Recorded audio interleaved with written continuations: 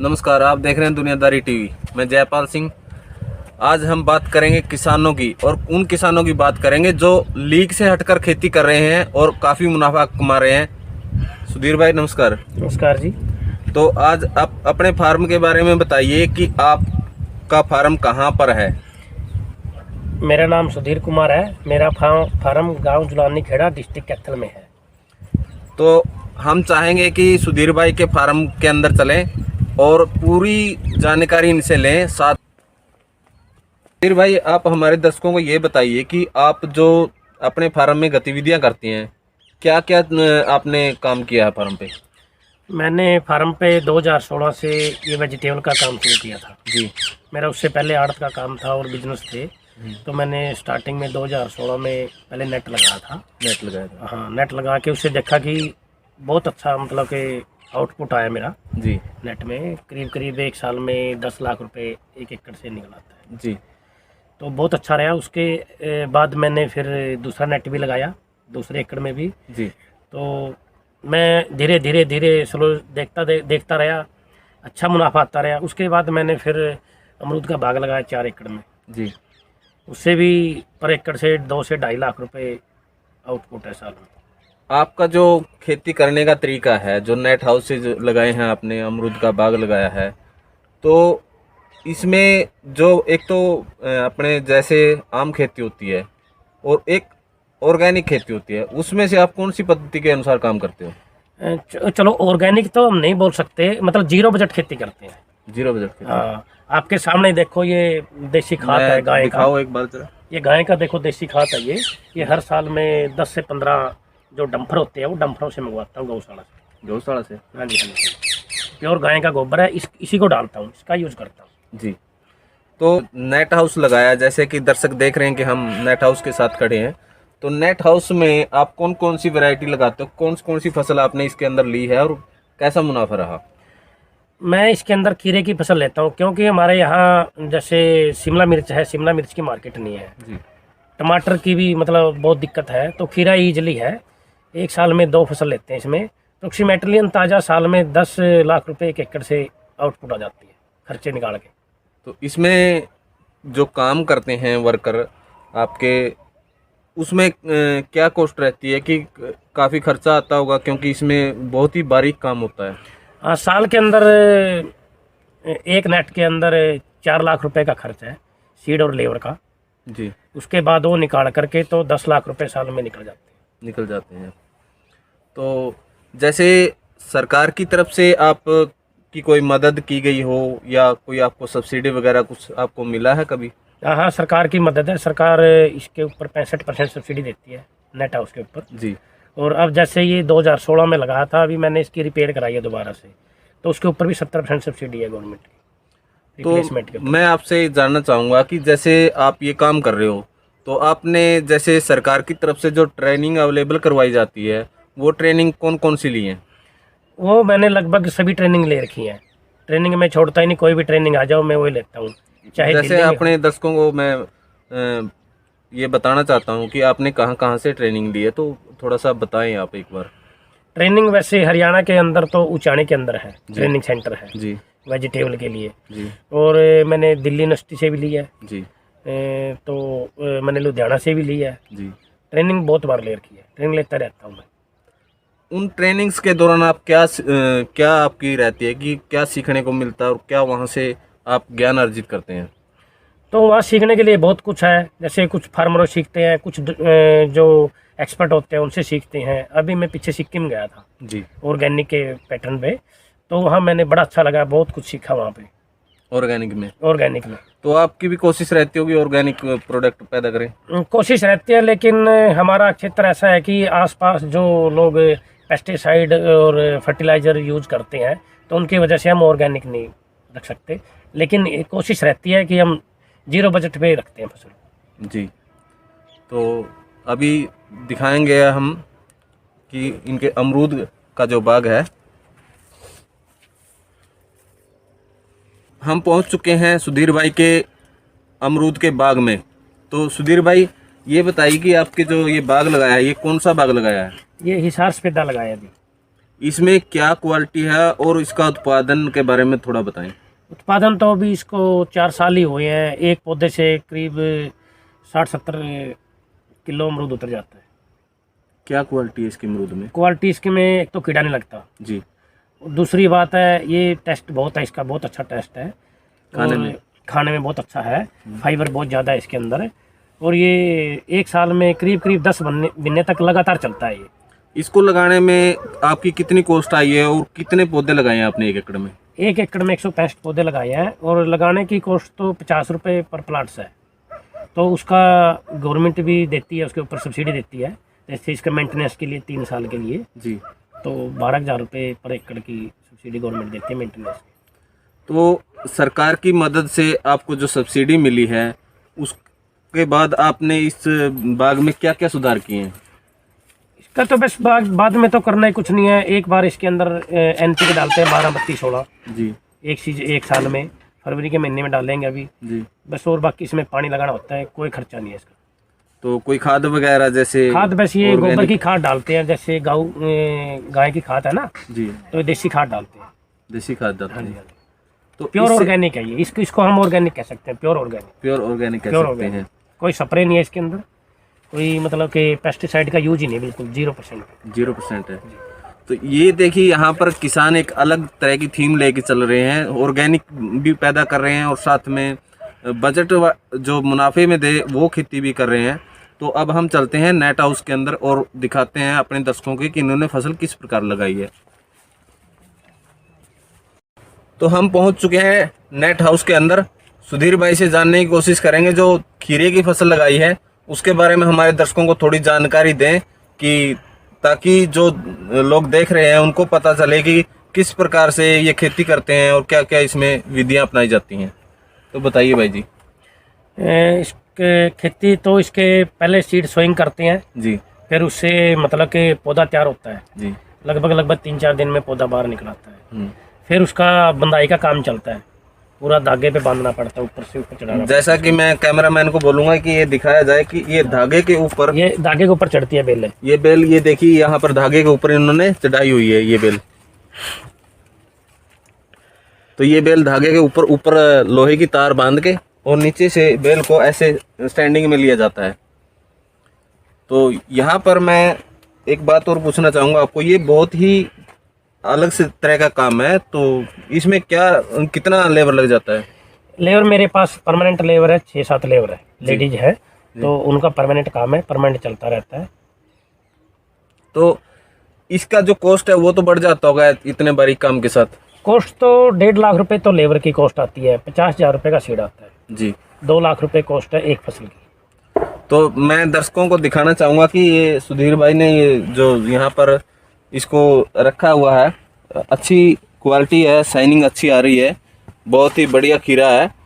जब भी आप मार्केट में जाते हैं तो जो फसल अलग तरीके से तैयार की जाती है, जिसमें गाय का जो गोबर है वो डाल के तैयार किया जाता है, तो उस फ्रूट की शाइनिंग अलग ही होती है। तो भाई ये बताइए कि इसमें गाय के गोबर के साथ साथ और भी कुछ चीज़ों का जो ऑर्गेनिक में वो कैसे इस्तेमाल करते हैं आप?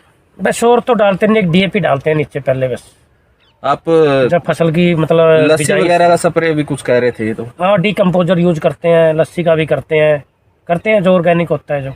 तो ये यहाँ पर देखने वाली बात ये है कि जब यहाँ पर लस्सी और डीकम्पोजर का यूज करके इन्होंने बिल्कुल ऑर्गेनिक की तरफ जाने की कोशिश की है, और कुछ ये थोड़ा बहुत डालते हैं पेस्टिसाइड भी, लेकिन इतना नहीं डालते। और यहाँ पर मैं कैमरामैन को बोलूँगा कि थोड़ा विस्तार से दिखा दे कि फसल किस प्रकार से दिखती है यहाँ पर लगी हुई, और नेट हाउस का जो दृश्य है अंदर का वो किस प्रकार रहता है। इसमें एक ये भी चीज़ है कि इनको एक बिल्कुल मैनेजमेंट के तरीके से कि कितनी लंबी लाइन है, यहाँ से देख सकते हैं दर्शक कि बिल्कुल सामने पूरी गली सी बनी हुई है। ऐसे ही लाइन के अंदर कितनी लाइन है भाई जी? ये करीब एक नेट के अंदर 42-43 लाइनें होती है 1 एकड़ में। 1 एकड़ में तो ये 42-43 लाइनें बनी हुई हैं, बिल्कुल एक तरीके से खेती की जाती है, बिल्कुल लाइन वाइज, और धागे से इसको बेल को ऊपर चढ़ाया जाता है। तो अभी हम थोड़ा और दिखाएंगे भाई ने क्या क्या एक्सपेरिमेंट किए हुए हैं अपने फार्म।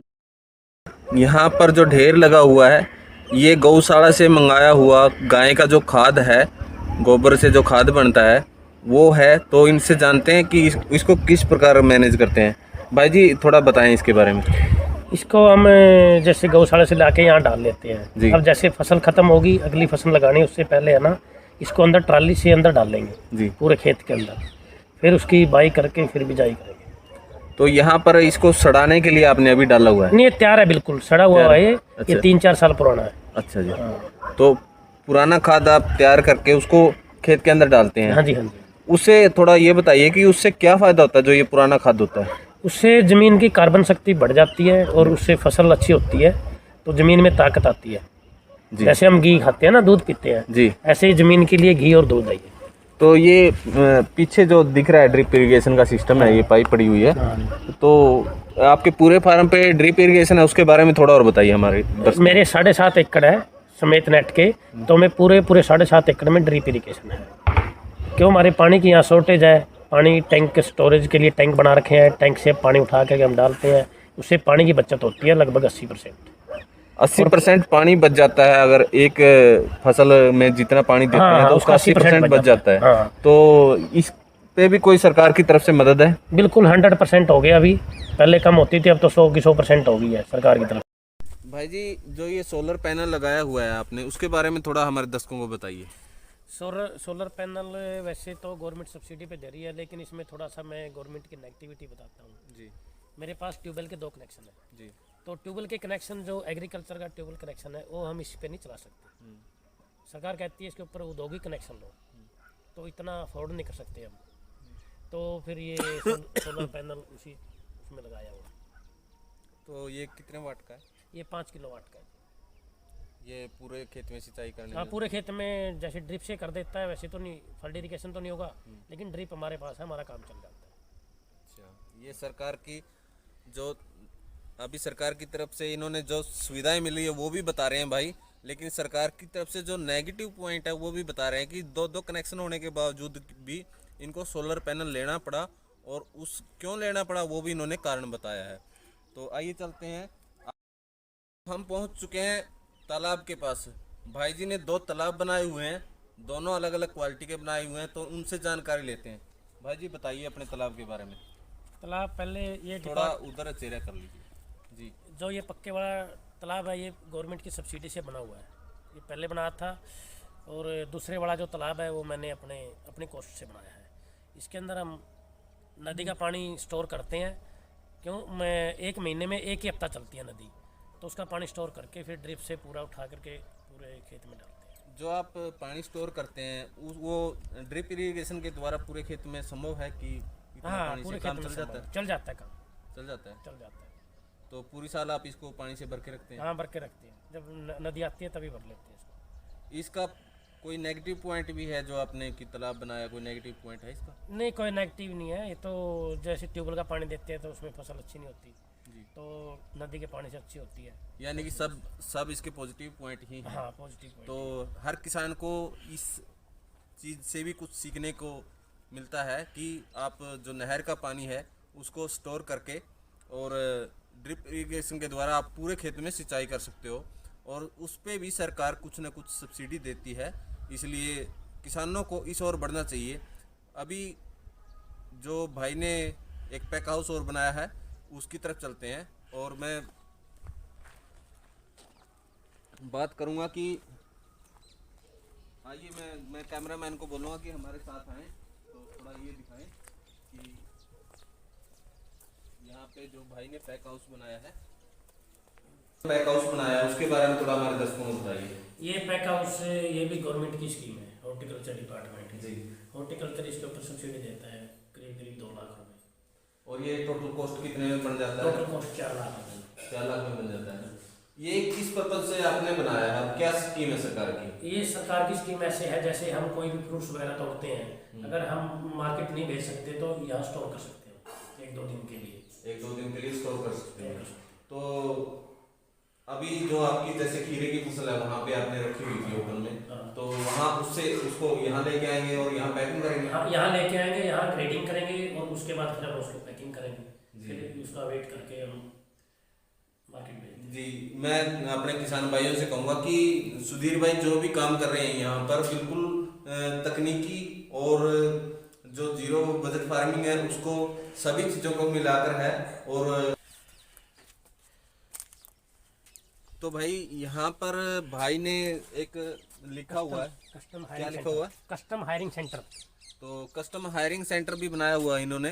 तो ये क्या है चीज़ है, उसके बारे में जानकारी लेते हैं।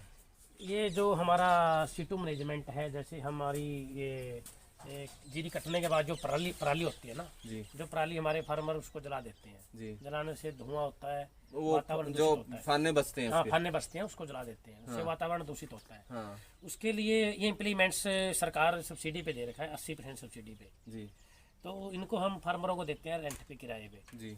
तो इसको चला के इसको बहुत अभी प्रदूषण कंट्रोल करने में। प्रदूषण कंट्रोल करने के लिए अच्छा, अब की बार बहुत अच्छा रिजल्ट रहा है इनका। 2 साल से काफ़ी मतलब 25% पे आ गया है। यानी कि जितना सहयोग आपका सरकार करती है उससे कई गुना ज्यादा आप सरकार का कर रहे हैं। हम सरकार का कर रहे हैं। तो यहाँ पर मैं किसानों को बताऊंगा कि एक बात कि जो भाई कहते हैं ना कि किसान सरकार का सहयोग नहीं करते, यहाँ पर एक मिसाल है कि ये जो एक कस्टम हायरिंग सेंटर बना के साथ में जो किसानों के लिए जो यंत्र उपलब्ध कराए जाते हैं ताकि वो अपनी जो फसलों के अवशेष जिसको फाने बोलते हैं उसको जलाए नहीं, बल्कि उसको मिट्टी में मिला के उसको जमीन को उपजाऊ शक्ति बढ़ जाती है और फसल अच्छी होती है। तो सुधीर भाई किसानों के लिए क्या आप संदेश देना चाहेंगे? किसानों को यही संदेश देता हूँ कि जो हमारी मेन फसलें हैं, कनक है और जीरी है, उसे थोड़ा सा हटें, थोड़ा थोड़ा हट के आराम आराम से तो उसको डेवलप करें, दूसरी भी फसलों को भी। जैसे सरसों है, अभी सरसों लगाई है, सरसों भी बहुत लग रही है, तो उसमें पानी की बचत भी होती है। और जैसे कनक है हमारी, इतना स्टॉक हो गया हमारे पास कि 25% तो वेस्ट ही हो जाती है। तो आप सरकार के ऊपर वजन आई है। आपका कहने का भाव है कि मुख्य धारा की जो फसलें हैं गेहूं और जीरी उनसे उससे थोड़ा हट के अलग ही अपनी फसलों की ओर किसान बढ़े। और भाई ने जो यहाँ पर फार्म में जो बनाया है, कोई भी किसान आकर विजिट करेगा यहाँ पे तो आप उसको विजिट कराएंगे? बिल्कुल बिल्कुल विजिट कराएंगे, कोई भी आ सकता है, कभी भी आ सकता है। तो भाई वेलकम करेंगे जो भी भाई किसान आना चाहे। जुलानी खेड़ा, तहसील कलायत, जिला कैथल, हरियाणा के अंदर ये इनका फार्म है। और अपना मोबाइल नंबर बताइए भाई। मेरा मोबाइल नंबर है 9466221474। तो भाई से संपर्क करें 9466221474। जब भी आना चाहें आप भाई से बात करें और आए, फार्म पे विजिट करें और अपनी आंखों से देखें कि भाई ने किस प्रकार से एक सुंदर सपना सजोया है। जो ऑर्गेनिक की तरफ बढ़ रहे हैं उनके लिए एक मिसाल है। अब जो किसान कहते हैं कि खेती आज घाटे का सौदा है, लेकिन कहीं ना कहीं आज खेती मुनाफा भी कमा रही है। तो तरीके बदलें और अपनी सोच बदलें। सुधीर भाई आपने हमारे लिए वक्त निकाला, उसके लिए आपका बहुत बहुत धन्यवाद। कोई नहीं, आपका बहुत बहुत धन्यवाद जी। आप लोगों को जागरूक करने का काम कर रहे हैं और आप जब भी हमारी कोई हेल्प चाहिए तो हम आपके साथ खड़े हैं, लोगों को जागरूक करने के लिए, किसानों को जागरूक करने के लिए। तो भाई ने ये बहुत अच्छी बात की कि आप जो किसान हैं जागरूक हो जाइए। तो सभी किसानों को मैं निवेदन करूंगा कि एक बार विजिट जरूर करें। सभी किसानों भाइयों को नमस्कार।